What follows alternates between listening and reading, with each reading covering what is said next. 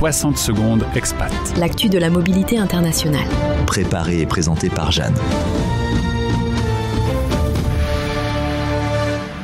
Aujourd'hui, on parle de pouvoir, de démocratie et d'inégalité. Selon les dernières estimations des Nations Unies et de l'index 2025 publié par Oxfam France, il faudrait encore 130 ans pour que les femmes et les hommes soient représentés à égalité dans la sphère politique mondiale.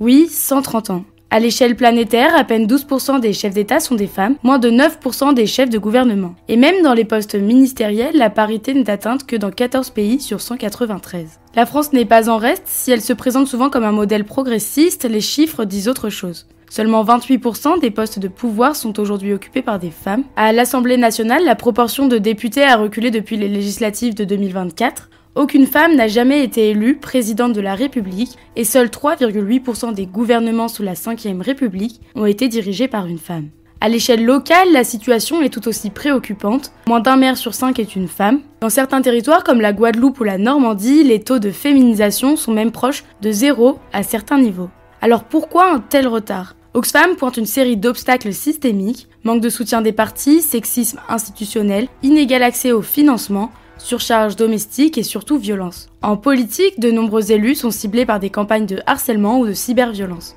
Alors finalement, ce n'est pas qu'un problème de chiffres, c'est un problème démocratique. Quand les femmes ne participent pas à égalité à l'élaboration des lois, des budgets, des priorités, ce sont leurs droits, leurs besoins et leurs voix qui restent minorés. Mais tout n'est pas figé. Le Mexique a atteint la parité à la Chambre des députés grâce à une loi contraignante. Le Rwanda, lui, affiche plus de 60% de femmes parlementaires grâce à une réforme constitutionnelle. Des mesures volontaristes, soutenues par des partis, peuvent encore accélérer les choses. La parité n'est donc pas une utopie, c'est une construction politique. Et comme le rappelle Oxfam, elle n'est non seulement une exigence de justice, mais aussi une condition pour faire avancer l'égalité dans l'ensemble de la société. Retrouvez 60 secondes expat en podcast sur françaisdanslemonde.fr